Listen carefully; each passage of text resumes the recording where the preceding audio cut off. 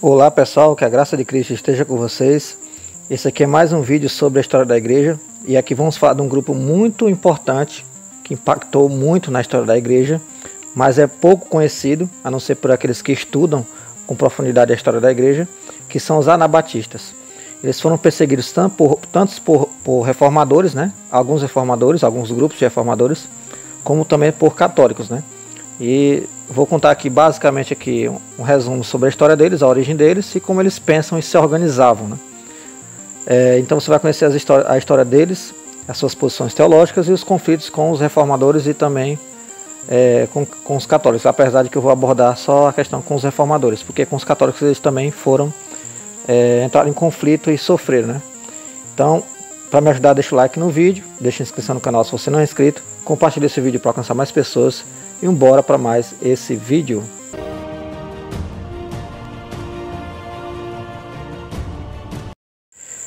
Então vamos lá, conhecer os anabatistas. O anabatismo é um movimento e sistema teológico originário da reforma radical no século XVI, que é a reforma protestante, fundamentado em uma vida de discipulado voluntário na igreja como corpo de Cristo.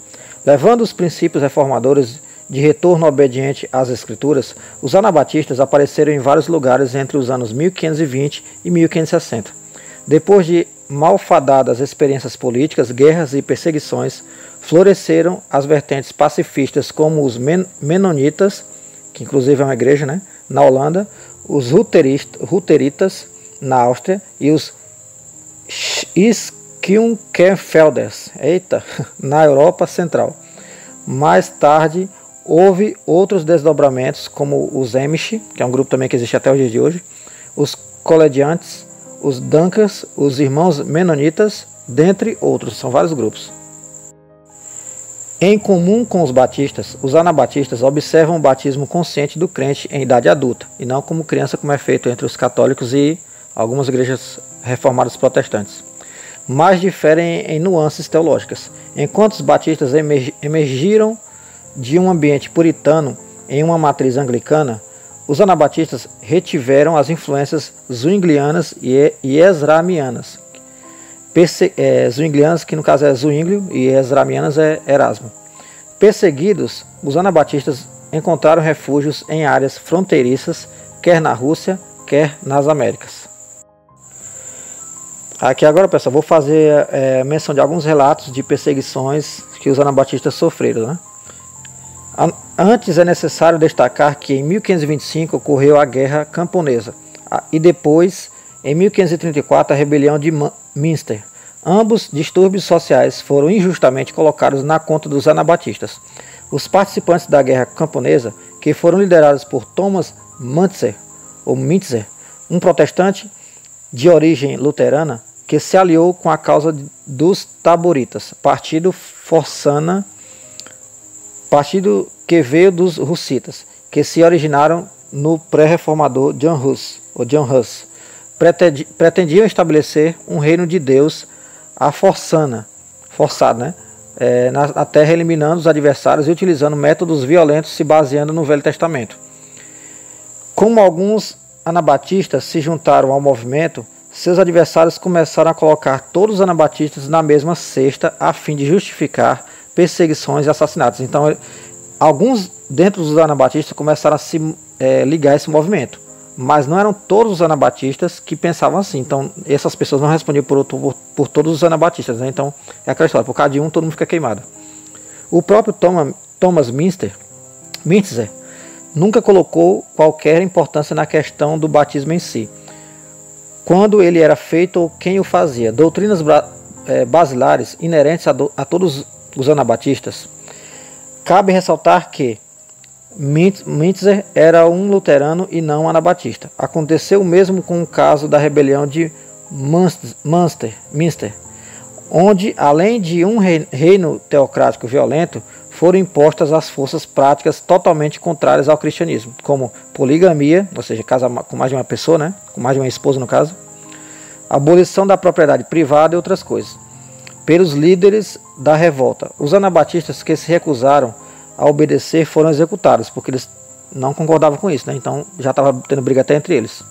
Mesmo assim, Com muitos anabatistas sendo mortos pelos revoltosos e outros ajudando a derrotar estes rebeldes teocráticos, a fama de subversivos foi ampla e desonestamente utilizada para perseguir e matar todos os anabatistas. Então é aquela história. Por causa de um grupo ou de alguns, todos se queimam, né? Então eles foram mal vistos por causa desses episódios aqui. Mas enquanto isso ocorria, em Zurique, muitos verdadeiros anabatistas estavam tentando posicionar sua doutrina bíblica sobre a igreja, entrando em controvérsias com Ulrico Zwinglio, um grande reformador, né? Que eu já fiz vídeo sobre ele. Veja lá. Um grupo anabatista era formado por Conrad Grebel, Balthasar Rambmeier, Felix Menz, William Helbling e outros. Até mesmo Zwinglio, no início, estava do lado deles, mas acabou cedendo a pressões do concílio da cidade e desta forma ficou contra o grupo, passando a acreditar que a igreja necessitava da ajuda do Estado. Isso levou a várias disputas na cidade, porque os anabatistas tinham uma ideia majoritária de que eles tinham que viver de forma reclusa, afastado sem depender do Estado, porque isso remontava ao que eles tinham acabado de sair, né, a Reforma Protestante, do domínio do Estado, que no Estado naquele tempo era confundido entre Império Romano da época, o Sacro Império Romano Germânico, junto com a Igreja de Roma, né? Então elas tinham esse poder estatal, então eles queriam se desvencilhar disso, então por isso que essa ideia de ter ligação com o Estado eles repudiavam. Agora vamos conhecer os anabatistas e sua teologia. A teologia anabatista não é sistematizada, antes é uma teologia vivida. Por sinal, poucas foram as teologias com organização sistematizada sob perspectivas anabatistas, ou seja, ele não tinha aquela sistematização bem definida sobre cada ponto, como eles criam, sobre vários assuntos, mas eles eram mais pautados na prática em si, né? Na vida prática cristã. O amor a Deus e o amor ao próximo são centrais na teologia anabatista, ou seja, um pessoal bem generoso, caridoso, né, voltado para a questão social também, e na teologia anabatista. E são vistos como inseparáveis do discipulado. Então, o discipulado envolve isso aqui também. Os anabatistas acreditam que amar a Deus significa seguir Jesus e obedecer aos seus mandamentos, o que inclui amar o próximo e buscar a justiça e a paz no mundo. Isso se reflete em sua ênfase na comunidade, serviço e pacifismo. É por isso que eles começaram a se juntar como comunidades, né? Inclusive, muitos dos grupos que surgiram dentro do grupo dos anabatistas vivem em comunidade até os dias de hoje. Os anabatistas e sua teologia.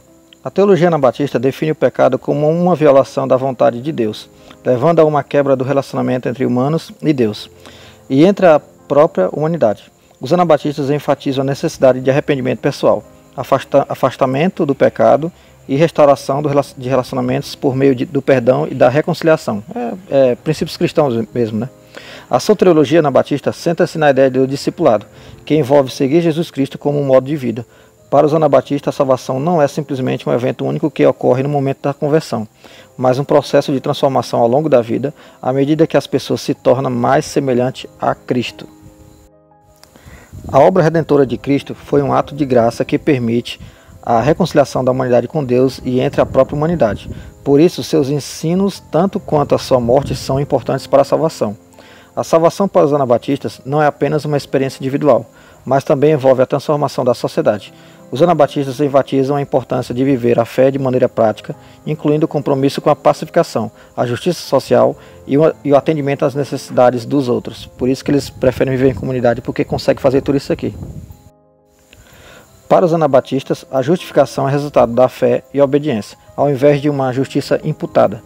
Eles veem a justificação como um processo contínuo de se acertar com Deus, ao invés de um evento único que ocorre no momento da conversão, que é a visão basicamente reformada, né? Em vez disso, eles veem a justificação, a visão calvinista. Em vez disso, eles veem a justificação como um processo contínuo, inseparável da santificação. A justificação é vista como um resultado da fé em Jesus Cristo, levando a uma vida transformada, caracterizada pela obediência à vontade de Deus. Os anabatistas também enfatizam a importância da fé pessoal e da decisão de aceitar a Cristo, em vez de confiar na fé herdada ou na identidade cultural. Daí a importância do batismo consciente. Eles rejeitam a ideia de predestinação e enfatizam a necessidade de cada indivíduo responder ao chamado de Deus. Os anabatistas veem o pecado como um problema generalizado que afeta todos os aspectos da vida humana, ao invés de apenas ações individuais. Portanto, eles enfatizam a necessidade do arrependimento contínuo e o compromisso de viver de acordo com os ensinamentos de Cristo. Sendo a obra da salvação algo coletivo, valorizam a eclesiologia, a vida comunitária, especialmente considerando a igreja como uma irmandade, leva a considerar uma ética de amor, resolução não violenta de conflitos e abnegação. No entanto, em eclesiologia há uma polarização entre os anabatistas contemporâneos. De um polo, os Schwenkenfelders só consideram a igreja invisível, negando a existência tangível de uma igreja visível. No outro polo, muitos dos menonitas da antiga ordem, Old Order, que é a antiga ordem, né, negam a existência de uma igreja invisível, somente considerando a igreja visível. Apesar disso, todos os anabatistas valorizam uma eclesiologia de igreja livre. No meu caso, eu vejo tanto a igreja visível como invisível, né, mas é outro assunto. E aqui tá as informações bibliográficas e as fontes das informações desse vídeo, pessoal. Tá aqui, ó. Você pode ver, pode printar, pode conferir depois se quiser. E o site aqui tá o site circulodeculturabiblica.org/2022/12/07/anabatismos. Foi as informações desse vídeo e essas são as fontes bibliográficas que estão no próprio site também. Então, esse grupo anabatista é um grupo muito importante, pouco conhecido entre nós, mas que tem impacto na nossa vida, inclusive sobre a forma de batismo, né? Vocês estão vendo que eles batizam como a maioria das igrejas de hoje.